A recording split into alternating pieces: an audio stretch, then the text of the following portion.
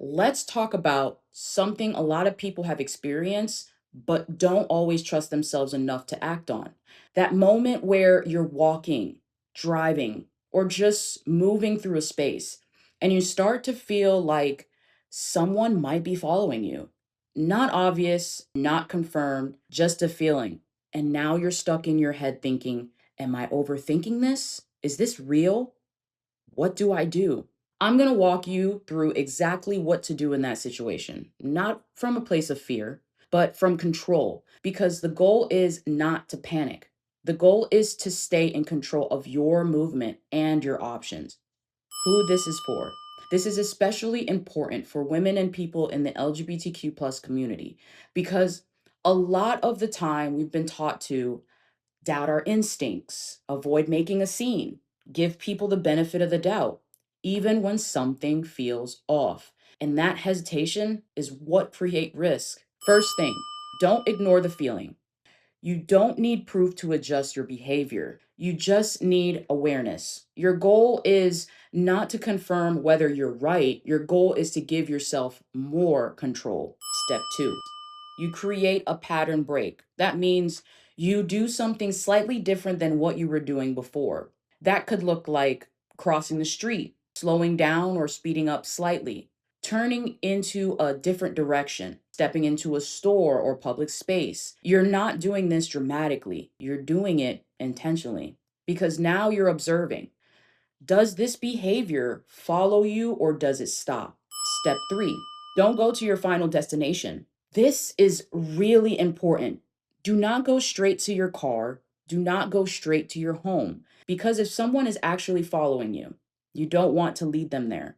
Move toward a space where there are people, there is light, there is visibility. You're buying time and creating safety. Step four, position yourself, not your fear.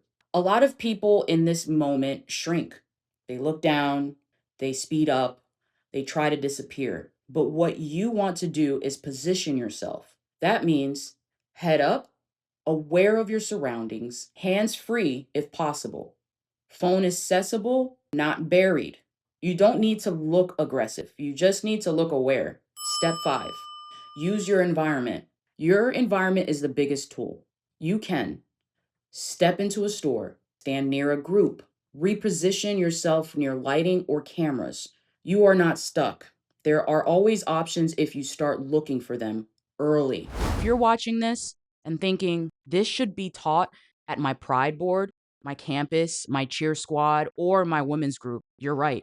I build structured safety workshops, especially for women in LGBTQ plus communities. Control, cover, communication. No fear tactics, no political rhetoric. It's just practical tools that make people harder to destabilize in public spaces. If your organization needs this, reach out.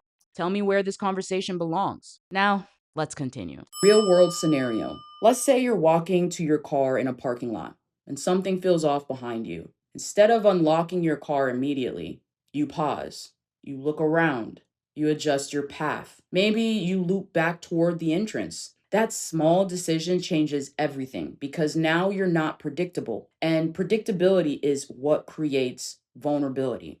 I want you to hear this clearly. You don't need to be right. You just need to respond. Even if it turns out to be nothing, you still practice awareness and control, and that builds confidence over time. And if you've ever ignored that feeling before, you're not alone. Most people have, including myself. You were just never taught what to do in that moment. In the next video, I'm going to show you how to feel safe going out alone without feeling paranoid or constantly on edge, because awareness should make you feel calmer, not more anxious. Now go watch that next.